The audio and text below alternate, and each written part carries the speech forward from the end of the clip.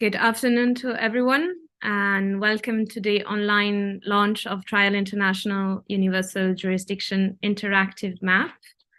I'd like to extend a warm welcome to our speakers, and well as to those who are joining us online.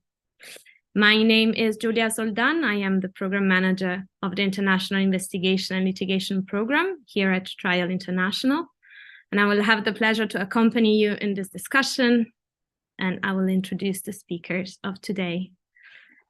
So I will start with Mazen Darwish, who is a Syrian lawyer and human rights defender. Mazen is the founder and director of the Syrian Center for Media and Freedom of Expression and the Violation Documentation Center in Syria. Mazen and his colleagues tirelessly worked on many of the Syrian cases who have been brought before National Prosecuting Authority based on universal jurisdiction. We also have the pleasure to have with us today Aida Samani, who is a senior legal advisor at Civil Rights Defenders. Aida focuses on litigation, advocacy, trainings, and mentoring activities related to accountability and redress for core international crimes, including in Sweden, where she is based. And finally, we will hear from our in-house universal jurisdiction expert, Philip Grant. Philip is a Swiss attorney, and he is the founder and executive director of Trial International. A couple of practical information first. The event is divided into 3 parts. I will soon hand over to my colleague Sonia, who's also on the screen. Sonia will tell you more about the map and will show you how it can be used. We will then hear from our speakers about their experiences working on extraterritorial, including universal jurisdiction cases. And the last part of the webinar is dedicated to the audience questions. So please write them in the chat that you find on the right side of the screen. Also, please note that we might not be able to answer all the questions during the webinar, and we'll take them in the order they are posted in the chat.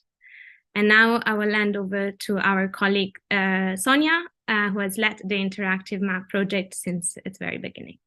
Sonia, over to you. Thank you, Julia. Hello, everyone. I am very happy to present our new tool and to show you how it works. So the Universal Jurisdiction Interactive Map, or UJIM, provides a global overview of criminal cases brought before national courts on the basis of extraterritorial jurisdiction, including universal jurisdiction. The map was created on the basis of Trial International's Universal Jurisdiction Database that tracked all cases that have been included in the Universal Jurisdiction Annual Review, or UJAR, since its first edition in 2015. Cases are included in the map if national authorities have initiated criminal investigations into international crimes. We hope that this tool will allow to identify developments in universal jurisdiction practice worldwide, and that the data extracted from the map will be useful, for example, for strategic litigation, advocacy work, or comparative analysis. So I'm going to show you now how the map works. So I'm going to share my screen. Here we are. So to access the map, you can use either the address ujim.trialinternational.org, or you can go on our website, trialinternational.org, and then on the Universal Jurisdiction Tools page. So when you arrive on the map, when you arrive on the map, you can see all the cases that are included in the map, all 233 extraterritorial jurisdiction cases. You can see either those cases by countries of prosecution, as they are now, or you can also see them by the countries where the crimes have been committed or allegedly committed. On the left side of the map, you will find all the filters you can use to search for cases. So we have the country of commission here. Then we have the alleged crimes and charges. Here we have the status of the procedure, if a verdict or decision was issued in the cases. We also have the profile of the suspect, so if it's a company or individual. And in this instance, we can also choose to see the cases where economic actors are the suspect of an investigation or prosecution. So that means a business person or a company. We also have a filter about the jurisdictional basis. So if the case, either the cases are prosecuted based on universal jurisdiction or active personality jurisdiction or passive personality jurisdiction. And then we have some time filters. So we can choose by the year of the verdict of first, second, or third instance. And we also have a filter about the length of the procedure. Here we have a few filters about the suspect, so nationality of the suspect, gender, and status. And finally, we also have filters about topics or legal issues. So now what I'm going to do is to show you an example, a concrete example of a research you can do with a map. So for example, I would like to know how many convictions were issued based on extraterritorial jurisdiction. So what I'm going to do, I'm going to go in the verdict decision filter, and then I'm going to select here conviction. So here what we can see is that 83 convictions were issued based on extraterritorial jurisdiction. And now if I want to add a time filter, a time element to this information, I'm going to go here on the year of the verdict filter. And then if I want to know, for example, how many convictions were issued in the last few years, I'm going to go, for example, until 2019. And what I can see is that 2/3 of the convictions that were issued were rendered in the last 4 years. And if I want to know more about those cases where convictions were issued, I can click on the pin of one of the countries that is shown on the map. For example, here, Germany. And I can see all the cases that match the criteria I selected. And here, for example, I want to go on the Anwar Roslin case, which is in R. Here we are. And then I'm going to click on the case, and you will have a case sheet that open. On the case sheet, you will find a summary of the facts of the case and also a summary of the procedure. Here we are. And then if I'm going back up on the right side of the case sheet, you will find information of the cases, the filters we used for these cases.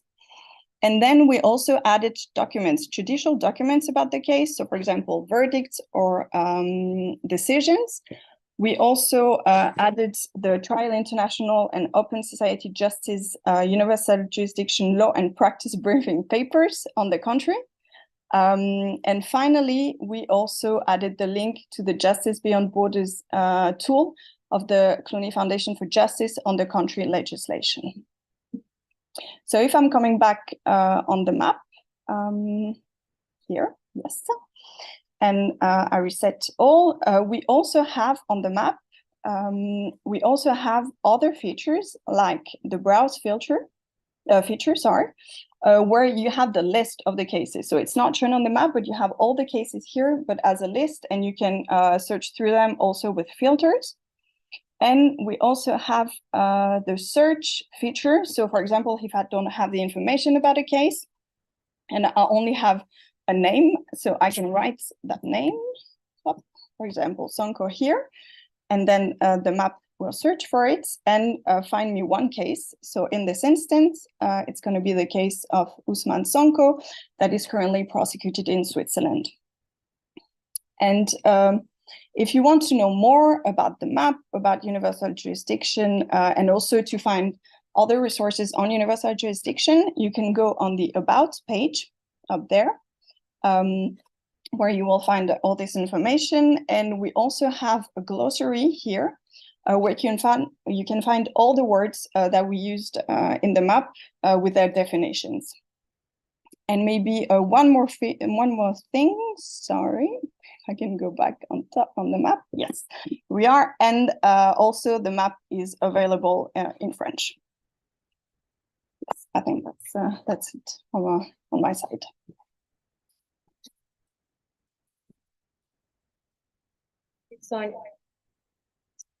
Sorry, I'm gonna stop.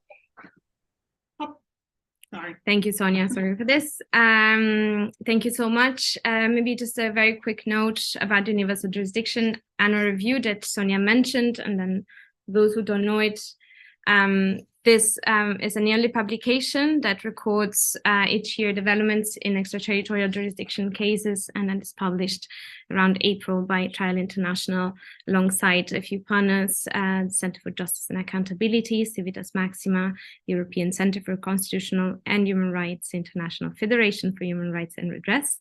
And just a very quick question before moving to the intervention from the speakers.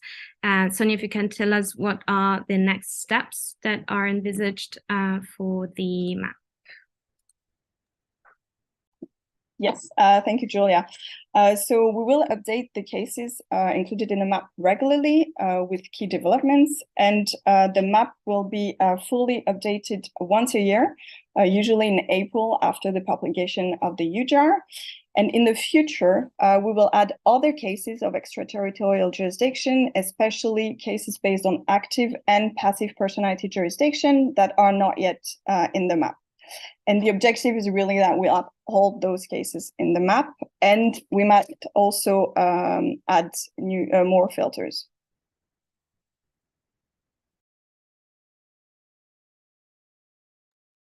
Thank you, Sonia. Then it's time to hear from our speakers. So I'll hand it over to Philip first for an overview of universal jurisdiction practice. Philip, over to you. Thank you, Julia, and hi to everybody. I'll try as an introduction to give you a sense of where we come from and where we are at the moment in terms of universal jurisdiction cases. For a long time, universal jurisdiction was more an idea, even an ideal, than a real legal concept. It has been enshrined for a long time in various international conventions, 1949 Geneva Conventions, 1984 UN Convention Against Torture, but until at least the second half of the 1990s, international practice was pretty scarce. It took the high-profile case of Augusto Pinochet for universal jurisdiction to be concretely put on the map. And across the globe, multiple smart legal minds, civil society organizations, and victims groups tried to understand what universal jurisdiction could mean then from the fight against impunity. To try to make things simple, I think universal jurisdiction can be defined as having gone through three big phases. The first one, universal jurisdiction 1.0, was precisely linked to the arrest of Augusto Pinochet and what happened around it. Prior to the arrest of Augusto Pinochet in 1998, there had been a few universal jurisdiction trials here or there, but they were really limited in numbers and with regards to who was targeted. With the arrest of Pinochet, there started to develop a practice of bringing multiple and sometimes very high-profile complaints before investigating and prosecuting authorities of a few European countries against officials coming from Israel, from China, from Cuba, from Iran, from the US, among others. And this brought about an important backlash against those countries whose authorities were tasked with investigating these cases. And some of them, including those who were at the forefront of UJ cases like Spain and Belgium, but others like Switzerland as well, were pushed to revise their legislation to make it really harder for universal jurisdiction cases to be investigated. So this brought about what I call universal jurisdiction 2.0, which lasted from about the beginning of the 2000s until the early 2010s. Trials were scarce, legislative frameworks were often impracticable. Since about a decade ago, universal jurisdiction has seen a true revival and has entered what I would call universal jurisdiction 3.0, a new phase that many elements have brought about. I think, first of all, we have better legal frameworks in numerous countries where the Rome Statute of the International Criminal Court has been domesticated in the National Criminal Code. And at the same time, the rules of jurisdiction have been revised and often expanded. Second, we can count on the setting up of some specialized war crimes units in a limited number of countries, mixing together investigators, prosecutors, immigration services, with a particular focus and dedicated expertise in such complicated investigations. I think third element was the arrival on the soil of those countries who had legal frameworks in place and investigative capacities of citizens fleeing countries such as Syria, where victims and witnesses were all of a sudden present, and where you also had a limited number of suspects, making it easier for national authorities to investigate and eventually bring those perpetrators to justice because you had the various actors present on their territory. And I think fourth is the role of NGOs, who have specialized in investigating international crimes, in analyzing evidence, in filing complaints, in supporting and accompanying victims through the judicial process. In most, or if not almost of the cases going to court during this last phase, you have NGOs implicated at some point, often at the very start, filing the initial complaint. So I'll just give you a few more numbers before passing the word to my colleagues. Numbers that have shifted through time. In the decade at least from 1998 to 2007, there were a total of 16 trials that took place, universal jurisdiction trials, of course. In the following decade, that is from 2008 to 2017, I've noted a jump in those numbers to approximately 34 trials taking place during the decade, an average of more or less 3.5 trials a year. Since then, the pace has picked up. In 2018 alone, there were 8 convictions. In 2020, that jumped to 20 convictions. And last year, in 2022, we were up to 23 convictions, and that is for a single year. So if you compare to the precedent decades, a huge increase in the number of trials. And it seems that the pace is continuing to accelerate with very interesting cases that my colleagues, I think, will now talk about. Thank you, Philip. I will hand over to Mazen now to tell us more about Syrian-related cases and especially what they meant for the victims and the survivors' communities. Over to you, Mazen. Yeah, thank you very much, Julia, and thank you, Trial and Philip, for the invitation. I'm happy to be here now with you. And I'm also more happy that I'm started with the version 3.0 from the universal jurisdiction, not before. For us in Syria, as also Philip mentioned, after 2016, where there's a huge number of refugees came to Europe. This is maybe very entry point for us, but also the problem that it's clear after this time that there is no political solution in Syria. Even the political solution, it goes to some kind to share interest between the Lord of the War and ignoring totally the crime happened and the interest of the victim themselves. So we find that even with the UN, the also regional and international power, the focus, it's about ceasefire. No one wants to work in strategic way to achieve sustainable peace in Syria. And this is how I think it's a start for us.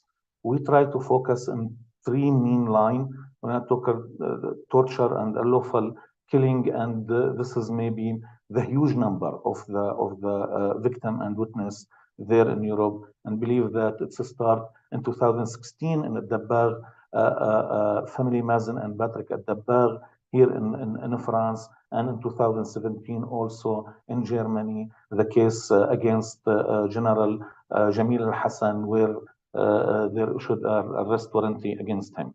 But also, as Philip mentioned, when we are talking about day after day, the involvement of the victim themselves, the involvement in the local NGO and the international NGO, and the interest, it will become more and more. So we start first trials, we looking for the victim. We try to push the victim to participate.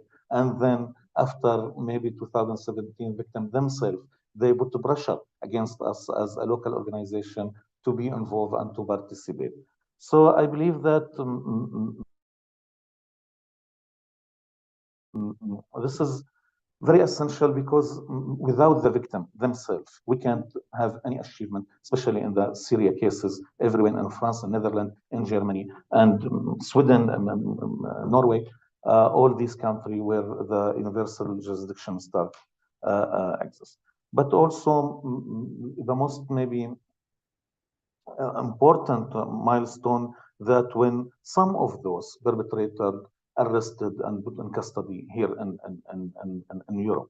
So it show also for the victim themselves, this is not symbolic only. This is not only just to say that we need justice, or we will not accept to go to any political solution if there is no justice and accountability. It shows them that some justice for some victim, direct victim even, it could be achievement. And this is start honestly with many cases, but especially in Koblenz, when we are talking about General Anwar Ruslan, when he hold arrested, and then later even against Majdi Name here in France, when he arrested one of the military group, militia in Syria, came to France and arrested here. So here, for the Syrian victim and for the Syrian also NGO, it shows that no, there is not only universal jurisdiction, only advocacy tools. No, it's there is a practical result. We can have a practical result, and this is also, I believe, very, very important. But for us as a victim, as one of those victims, or also one of those refugees, for me, it's very important, because it's not only about the verdict itself. It's for us also to save maybe the narrative, and this is one of the maybe most important, because as we know in several cases, the problem that always the authorities deny this type of crime. For us also, it's our tools to say, no, this has happened. This is true. We are not lie or faking. This is developed in the Bar case, when we have this 3 arrest warrant against General Ali Mamlouk and Abdussalam Mahmoud and Jamil Hassan, which also it's very important, because when we are talking about General Ali Mamlouk in Syria, this is the second person after the president, and no one think that this could be happen. One person, and he's still in his position.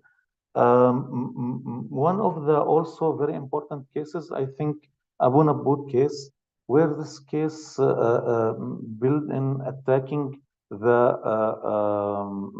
Ajyal schools, one of the schools in Daraa in 2017, by a barrel bomb in helicopter.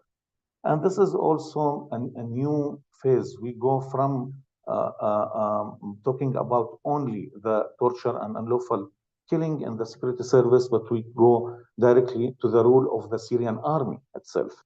While we are now also talking about this type of weapons, the barrel bomb, and also the again the helicopter and the protected places. So this is also one of the example how we can also use the universal jurisdiction in the Syrian context, not only to show or to arrest some people, or to show the suffering of the torture or unlawful killing, but also to put a spotlight about all parties. Usually before this case, I believe that the majority of the focus in Syria is about the security service. There is not this much talk and focus about the army itself. And in this case, we have 4 arrest warrants also, 2 of them against ex-minister of defense, but also the general who's lead the Air Force. This case also believe that it's very important in Syria because we are, through this case, we have the challenge of immunity. And this has maybe led to the good news we have it before the case on the chemical weapons, where there is a very brave victim.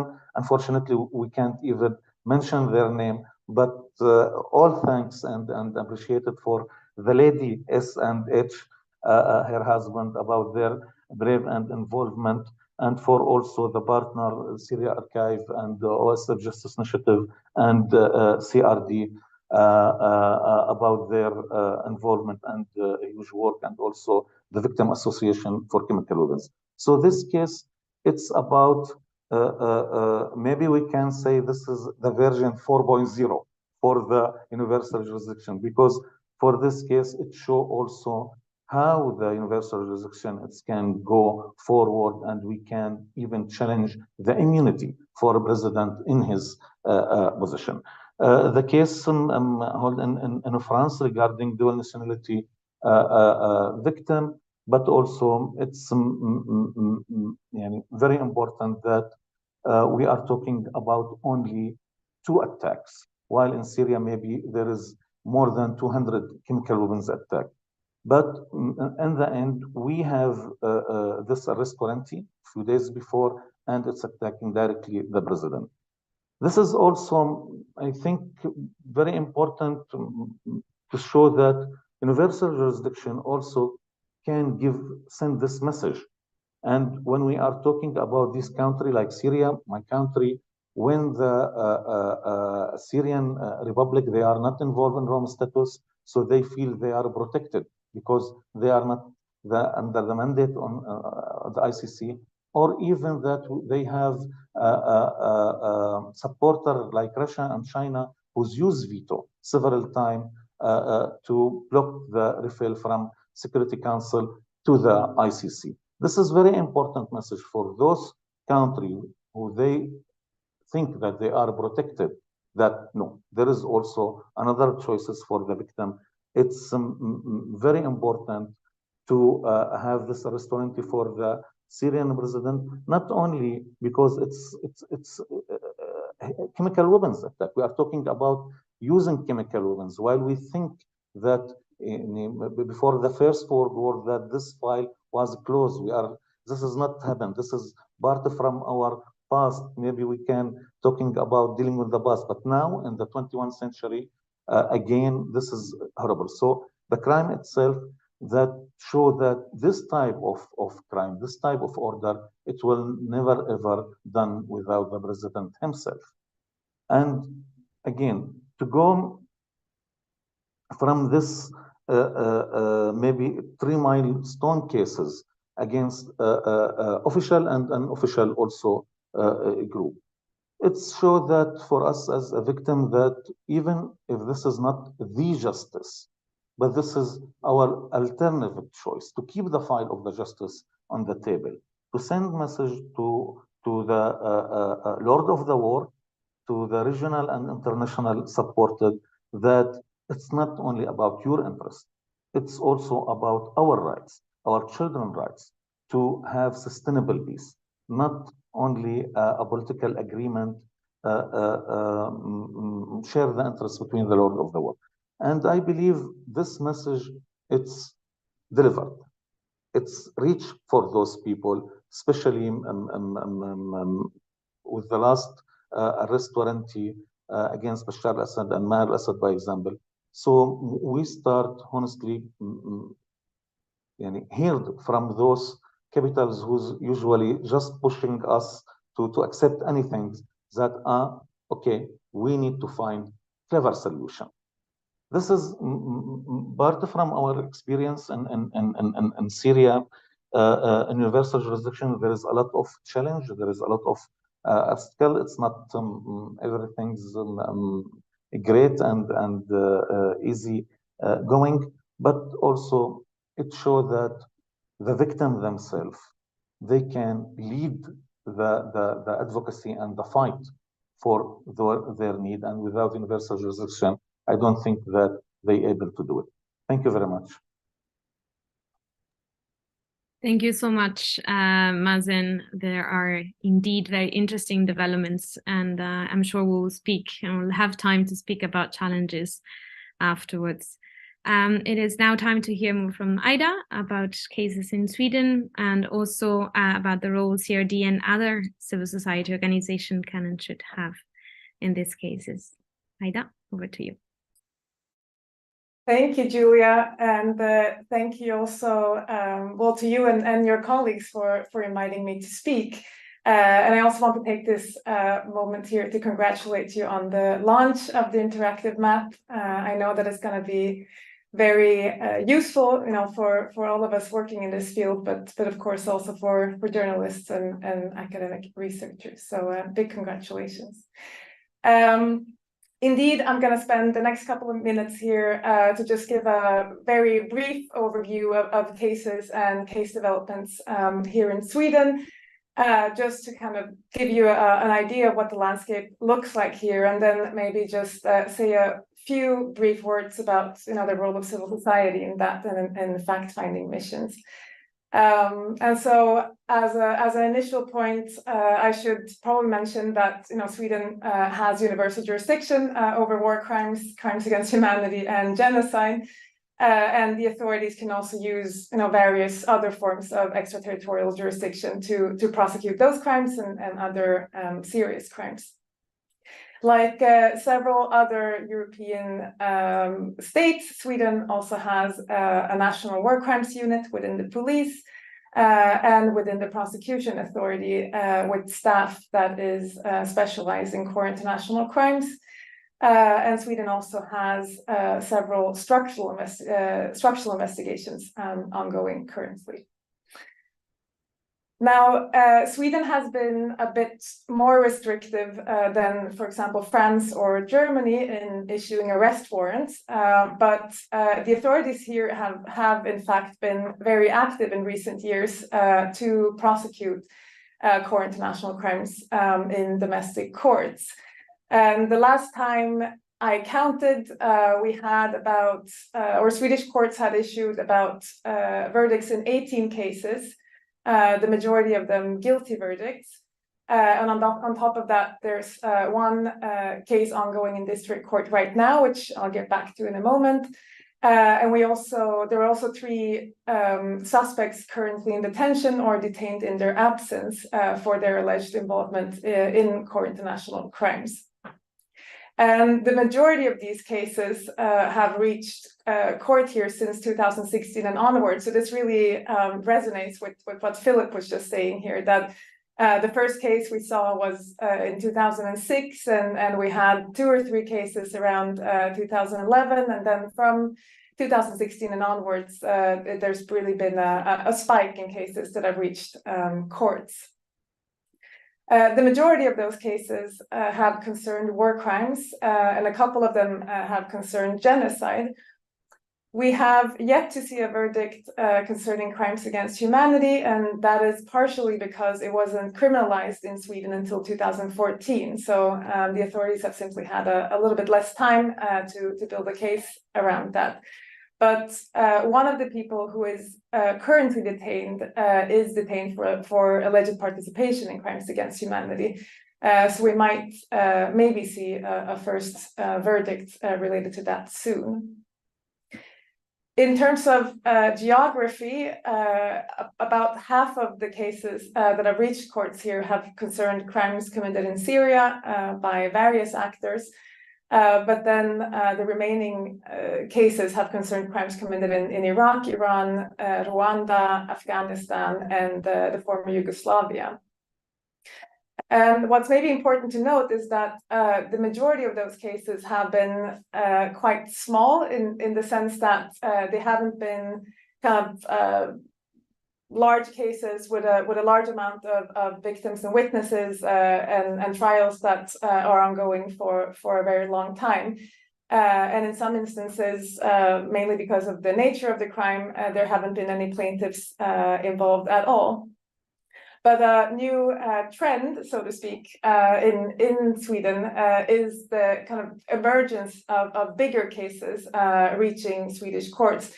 Again, in the sense that there are a large amount of victims and witnesses involved in the cases, and that they span over a considerable amount of time. And here, the first one of those cases concerns the mass execution of political prisoners in Iran in 1988, and for which an Iranian national was arrested upon his arrival to Sweden in November 2019. That investigation first lasted for 1.5 years, and then once the trial was initiated in district court, it lasted for almost a year. And during that year, 34 victims and 26 witnesses were heard, and eventually the defendants was sentenced to life in prison for war crimes. Although the verdict was appealed, and the case in the appeals court actually ended just now the other week, so we're expecting a verdict there on the 19th of December. The second case, so the case concerning Iran was really the biggest case concerning core international crimes that we had seen in Swedish courts up until the 5th of September this year, where a case concerning alleged war crimes committed in what is now South Sudan between 1999 and 2003 was initiated. And there it's two representatives of a Swedish oil company called Lundin Oil that are standing trial with accusations of having aided and abetted war crimes. And this trial is now expected to last for 2.5 years. So it started in September and it's expected to last until March 2026. And here again, there are 32 plaintiffs and 60 witnesses involved in the case. And my own analysis of the fact that we're seeing these larger cases now is that there has, to some degree, been civil society involvement in these cases, where civil society, including victims associations or survivor associations, have really played a key role in identifying victims and witnesses around the world and kind of bringing them into the case, or at least letting them know that this is happening and giving them the choice of joining. And that's partially true, again, for the Iran case that was initiated by a former detainee who survived the 1988 mass executions, and where it was obvious that the prosecution was relying heavily on civil society reports and other documentation by survivor associations, and where the kind of mock tribunal, Iran tribunal that had taken place about a decade earlier, really the networks that were built up around that really played a key role as well in spreading the word about the trial, the investigation being ongoing, and for victims and witnesses to kind of find their way to the authorities. And the same again is true for the so-called Lundin Oil case, where the 10-year-long investigation that preceded the trial here was sparked by several reports by NGOs, and particularly a report that was published by the organization PAX and others, where many of those that testified for the report are also testifying in the trial. And another kind of recent trend we've seen, apart from these kind of bigger cases, is also a kind of spike in cases concerning crimes committed by ISIS in Syria. And the way I see it is this directly kind of corresponds with Sweden signing an agreement with the IIIM in 2021, on kind of a closer information exchange and closer cooperation concerning crimes committed by ISIS in Syria, where we really started seeing the first, or we saw the first case concerning crimes committed by ISIS closely or shortly after that, and then we've seen several other investigations pop up. So the conclusion I draw from that is that it is really the collaboration, first of all, with fact-finding missions that partially bring cases to court, but that civil society also plays a very important role in outreach to victims and witnesses. And I'm not the first or the last to conclude that, I think. Overall, I would say that the developments in Sweden are encouraging. But and I think most of us that are here, at least amongst the speakers, can agree that extraterritorial jurisdiction is a vital tool to combat immunity, but that it's also a flawed tool. And here, the status of victims and their possibility to participate in a trial, the amount of support that they can get from authorities, all of that really depends on the jurisdiction that they reside in. And that's not entirely satisfactory. And I think I heard someone recently refer to this as a jurisdiction lottery, and to some extent, I think that's quite a striking description. So I'd like to end this intervention here with maybe a call for us as civil society organizations to really, as we've seen this spike in cases around the world, to really continue to try to close the gaps between jurisdictions and to really focus our efforts on access to justice for victims and on also on keeping victims physically and psychologically safe. Thank you. Thank you very much, Aida. And you partially responded to one of the questions on the chat by mentioning the London oil case, which is indeed an example of an extraterritorial case on international crimes that are connected to economic activities, which was the question mentioned. I do have a couple of questions for the speakers. So I will start while hopefully other questions will come from the audience. And I wanted to ask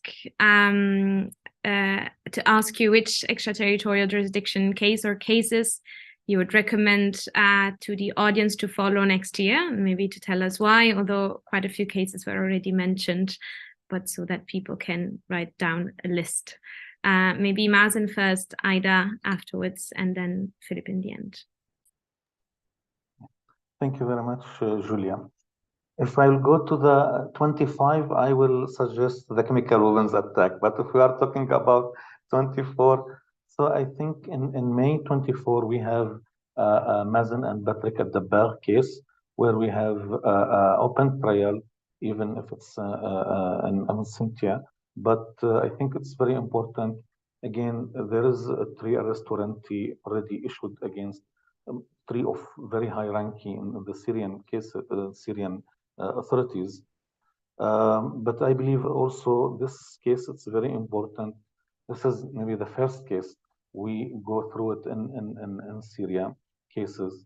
It shows also not only the torture and how those 2 victim was killed in the Air Force Security Service because of the torture, but also it gives example how these authority maybe use torture, this fake charges also for their economic benefit, because as in this case it will show that the general of the one of those general, he put his hands on the house of the family in very luxury area in Damascus, and how he transfer the custody to his own benefit. And maybe this is also one of the reasons for arrested even those ones. So this is very important, I believe, example about the torture and unlawful killing in Syria, but also hopefully also next year we can go to open trial for Majdi Na'mi, one of the leader of Jaish al-Islam, Islamic Army, where he's in custody in France in person, and there is open trial also. This case also, it's very important because we are talking also on non-state actors, and we are talking about how those people even try to make laundry for themselves, not money laundry, but even personal laundry, and came again to Europe to study as a researcher, expert in the extremism group. But this is also a very important case. The suspect in custody, it's also talking about part from it, about recruitment children, the complicity in war crime, but also there is 4 of a human rights defender, very important, Razan Zaytouni, Wael Hammadi, Nazem Hammadi, and Samira Al-Khalil, who's kidnapping from this group in Al-Ghouta. After maybe 3 months, they are make a huge work in documenting the chemical weapons attack, which the subject of the case in France, we have this restaurantee.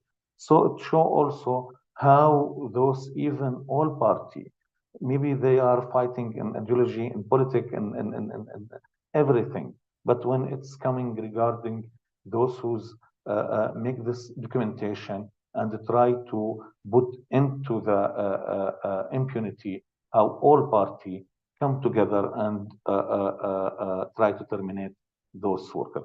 Those 2 cases in France, I believe that very important. But let me say also, on 30 November, we have one of the cases in Netherlands. There is also public hearing for one of the suspects from also armed group, and it will be about also torture and unlawful killing. So these maybe sooner will coming, but hopefully also there is a lot later.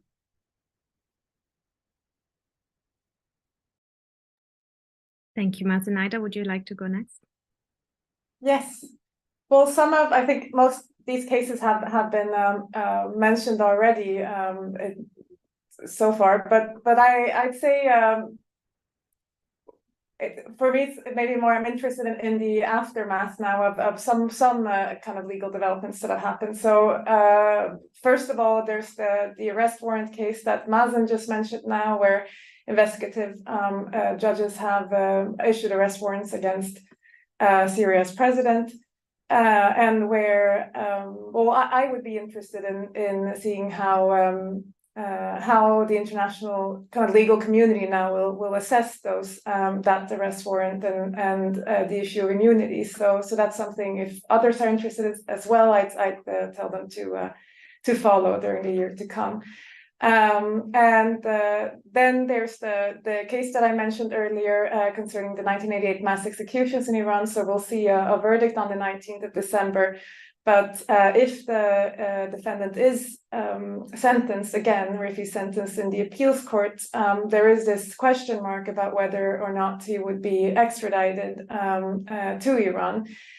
Since after his arrest, Iran has arrested Swedish nationals inside of the country, and where there are speculations, at least, about or we can assume that that's done in order to be able to have some type of, let's say, prisoner exchange with Sweden. And so there's nothing concrete to indicate that were to happen at the moment, but it's something to follow during next year if he's sentenced, and if that might happen during next year. I think on my end, I would have a long Christmas list had I the chance to have half an hour to go through them, but I don't. So I'll just settle on a few cases, those that have been mentioned by Mazen, especially also the cases in Sweden, are really, really important to follow. I would add 3 cases to that. 2 will take place in Switzerland. Starting in January, we'll have the trial of Ousmane Sonko, the former Minister of Interior of the Gambia. That one is important, I think, on 2 levels. First of all, Mr. Sonko will be the highest civilian official ever brought to justice based on universal jurisdiction in Europe. And I think it will also put in play very interesting dynamics on how civil society in the Gambia can use that trial to advocate for more accountability efforts in the Gambia itself. The second case in Switzerland would be the Nezar case, the Khaled Nezar, former Minister of Defense of Algeria. He will be the highest military suspect brought to trial based on universal jurisdiction, and also because it's the only one and the last possible case about the Algerian civil war. There's an amnesty law in Algeria that makes it impossible for victims to seek justice. So I think that one will be also very important. We don't have the date for the trial, probably will be by or around mid-2024. And then the last case I'd like to mention is not a trial. It's a new case that has just been filed in South America.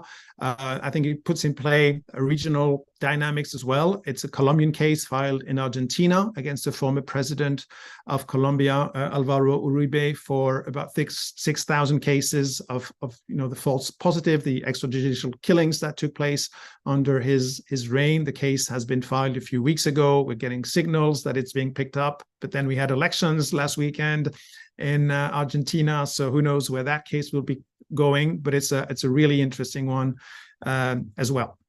So that's for my Christmas list. Thank you, Philip. Another question to the speakers. Mazen did speak a little bit about it already, but we can see from the map there be a third of the cases that ended in conviction, and still the map doesn't capture the number of complaints that were filed but dismissed, or where investigations haven't been open yet. So the very difficult question is, how do you define success in an extraterritorial jurisdiction cases? Who wants to start? Aida, please go ahead.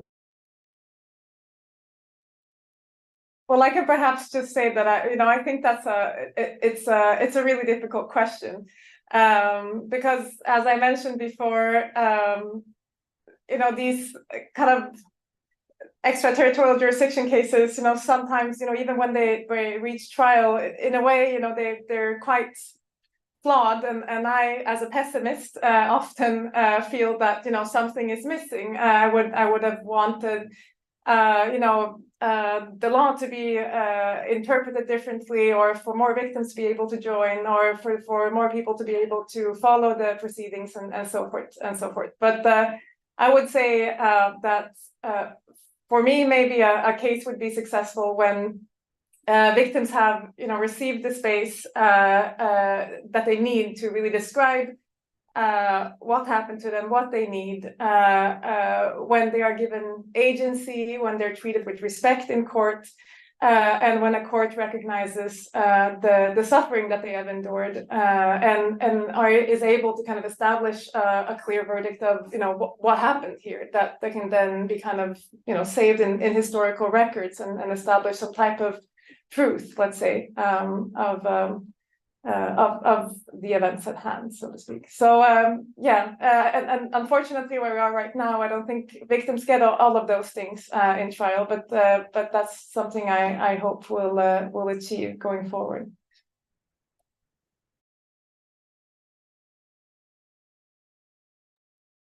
Thank you, Aida, for answering this very difficult question. Mazen, anything you want to add? Maybe Aida speak about the majority what I want to speak if I will start, but let me add also that it's very difficult to speak about succeed for the victim while the same crime still continue, especially when we're talking about the Syrian content. So we are talking about torture, by example. Yeah, maybe there's some succeed in Mazen and Patrick at the Bar case, but there is other people. Now, while we are here, they are in custody and they may be tortured and faces a horrible situation. So it's not easy to speak about succeed if we don't stop this crime. And unfortunately, this goes to everything, to attacking protected subject, for the chemical weapons used everywhere. This chemical weapon attack case, it happened in 2013, but in 14, 15, 16, 17, each year, there is another chemical attack happen. So I think it's very important that we can bring some justice, even if it's for a few number of victims, but also we need to keep pushing to stop this crime. This is maybe the most important to speak about. Some succeed in this. But in the political level, I believe maybe this is the important succeed when we're talking about now about the renormalizing with the Syrian regime, by example. And we knew how these cases and the arrest warranty make difficulty for even some other country to go and normalizing and wash their hand from the blood in general. This is also an example how it's not only the verdict itself, but also saving the narrative. Now this is all these cases, it's not about what we said as a victim. It's not about the human rights organization report. It's about a decision coming from court, from independent judge, explaining what happened. And I believe saving the narrative, this is also very important. Thank you. Thank you very much, Mazen. Another question, and Philippe, I might ask you to start with that, is what are the future developments that you expect around universal jurisdiction practice? Thank you, Julia. I think the question of the upcoming the perspectives is really an interesting one. We've entered universal jurisdiction 3.0, but I think listening to Aida and Mazen, we've gone further than that. We're getting now to the point where we're starting to have Western corporate actors being brought to justice for complicity in war crimes. That's a first.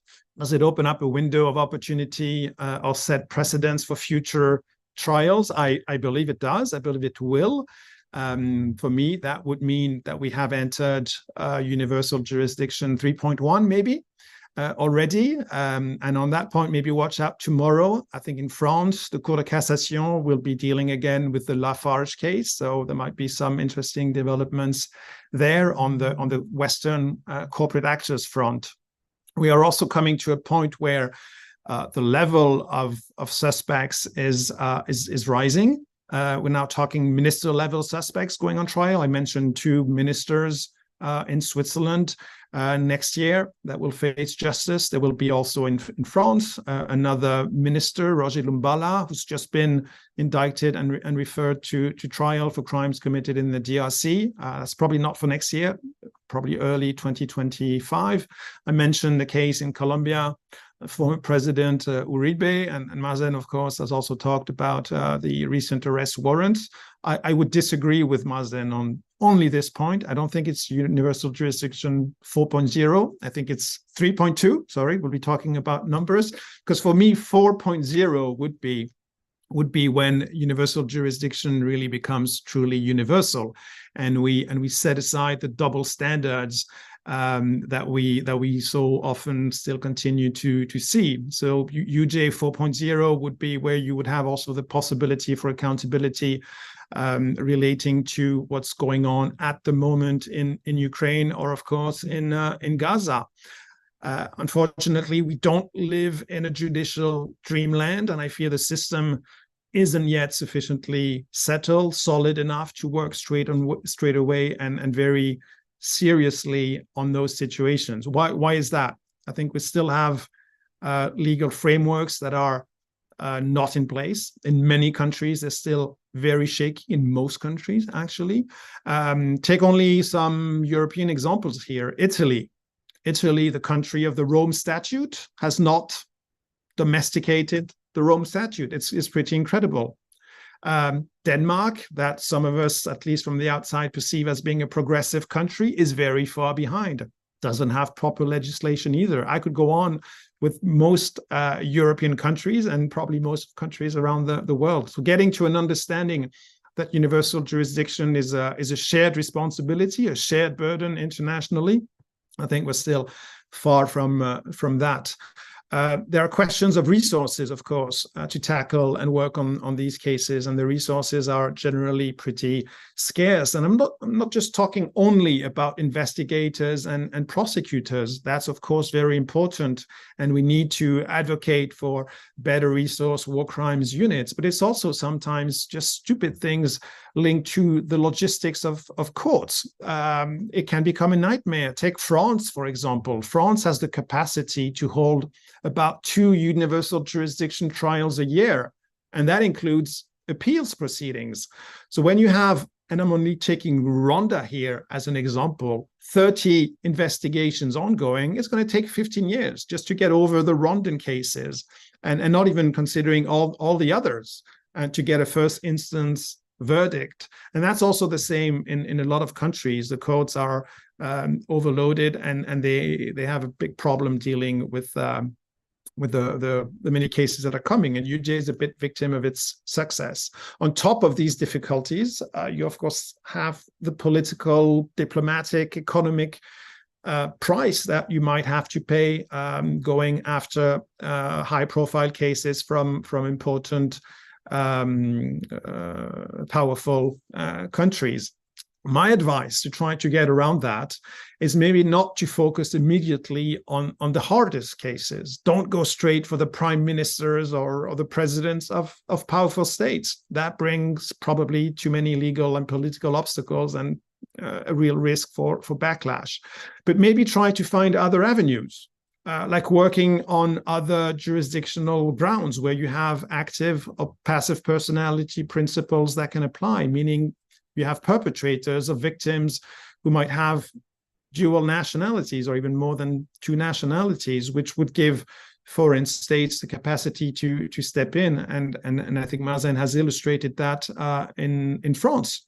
The way it's dealing with Syrian cases, they're going after high-level suspects, the Jamil Hassan, Ali Mamlouks, and now the Al-Assad brothers, because you have French victims. I think if you can find ways to kind of smooth things over, to make it not as contentious and complicated, at least to start with, then you can maybe start having some interesting precedents and lay the groundwork for the upcoming and the future UJ cases to advance. Thank you, Philip. I don't know whether Aida or Mazen, you want to add anything? We finished our time, so we're about to end. There is a question on a specific case in Syria in the chat, but given we run out of time, I'll ask the person who asked the question I will tell him or her, sorry, I don't know, that we will make sure to update the case sheet on the map so that she or her or him will find the answer directly on the map. And yes, given it's already past 5 p.m., I would like to thank you you all.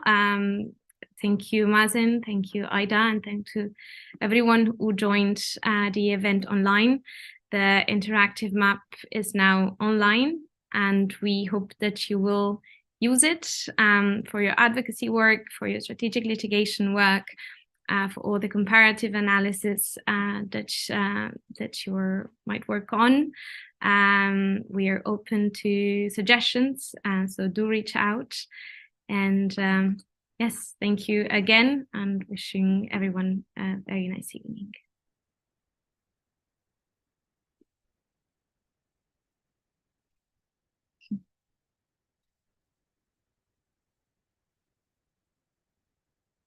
Good.